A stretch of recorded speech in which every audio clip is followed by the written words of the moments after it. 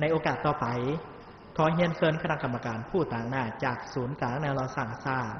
ได้ให้เกียรติออกมาประจำหน้าที่เพื่อทำการออกเลขรางวัลสลากพัฒนา5/45ซื้อ1เกมสามารถลุ้นได้3รางวัลรางวัลที่1ต้องถูก5หมายเลขจะสลับอยู่ตำแหน่งใดก็ได้มูลค่ารางวัลเริ่มต้น1ตื้อ2ห้อย50ล้านกีบรวมมีอักษรรางวัลสลากพัฒนา5/45รางวัลที่1ได้หน่วยที่1ได้แก่หมายเลข29หมายเลข29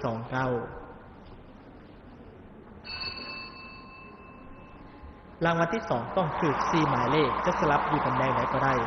รางวัลละ4ล้านกีบรวมนี้อักษรรางวัล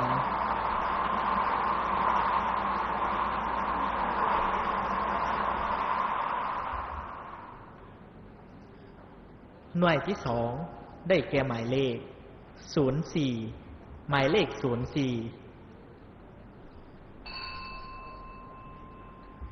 และรางวัลที่3ต้องถูก3หมายเลขจะสลับอยู่ตำแหน่งใดก็ได้รางวัลละ 52,631 กีบรวมมีอักษรรางวัล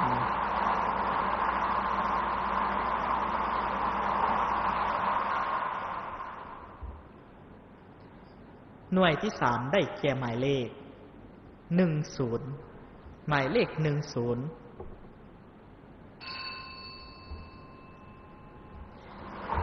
สำหรับรางวัลที่1กรณีมีเงินรางวัลสะสมแม้จะได้บวกเพิ่มกับรางวัลเริ่มต้นแบ่งผันรางวัลตามจำนวนของผู้ถูกรางวัลตัวจริง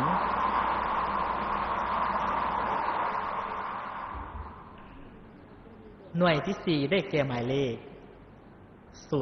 05หมายเลข05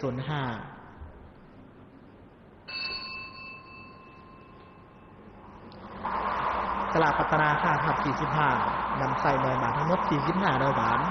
ในการเชียงเอา5หน่วยบาทมาเป็นผลการออกเลขรางวัล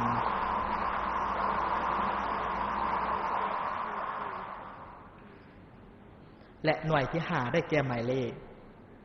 14หมายเลข14ขอขอบใจน้ำคณะกรรมการการออกเลขรางวัลสลากพัฒนา5/45ก็ได้สำเร็จเป็นที่เรียบร้อยต่อไปแม้จะได้ทวนคืนผลการออกเลขรางวัลให้ประธานได้รับทราบ